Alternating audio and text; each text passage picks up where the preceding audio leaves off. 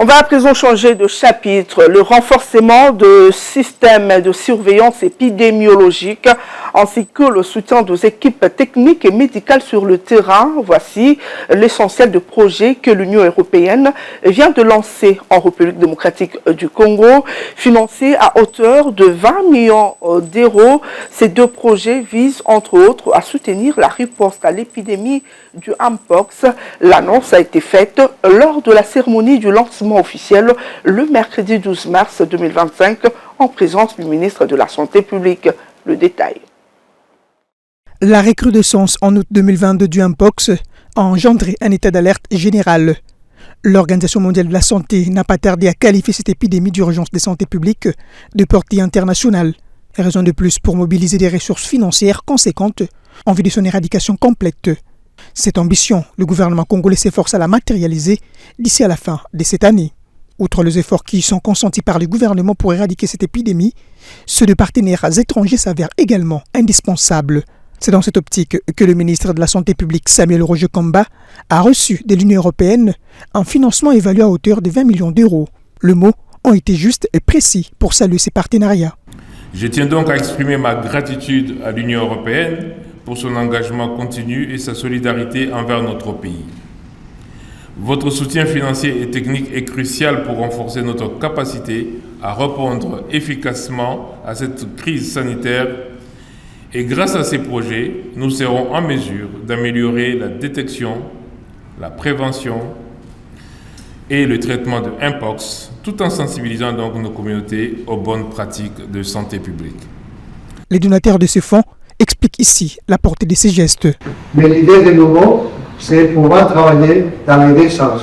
D'un côté, répondre à la crise actuelle dans les 6 provinces plus touchées et aussi pouvoir après renforcer au niveau national et au niveau provincial, pouvoir renforcer les centres de réponse aux crises. L'objectif de ces financements est de soutenir la riposte à l'épidémie du Mpox, mais également de renforcer la préparation aux épidémies dans le pays. Les gouvernements travaillent actuellement sur la digitalisation de guichets uniques de création d'entreprises. Le ministre de l'Industrie, Louis Wakoum Kabamba, l'a annoncé lors d'une rencontre avec les entrepreneurs bénéficiaires de garanties bancaires du FOGEC tenue le mercredi. Ces processus permettront ainsi de réduire le délai et coût de création d'entreprises. On l'écoute dans cet extrait sélectionné pour vous par Igor Biwaka.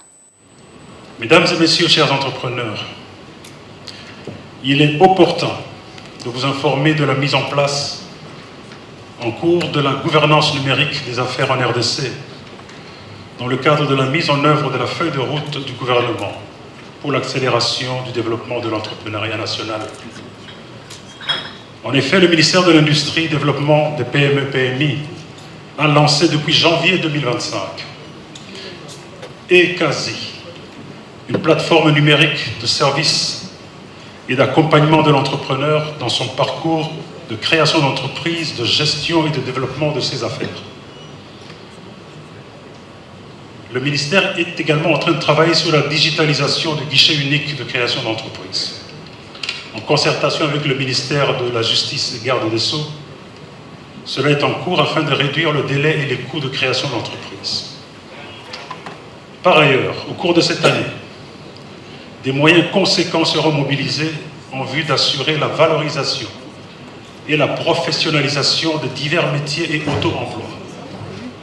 Je cite parmi quelques-uns les mamans maléwa, les wewa, les salons de coiffure, les menuisiers et autres, à travers notamment l'implantation des centres de métiers, des incubateurs, des formations et un accompagnement sur terrain afin de les transformer en micro-entreprises génératrices de richesses et d'emplois décents.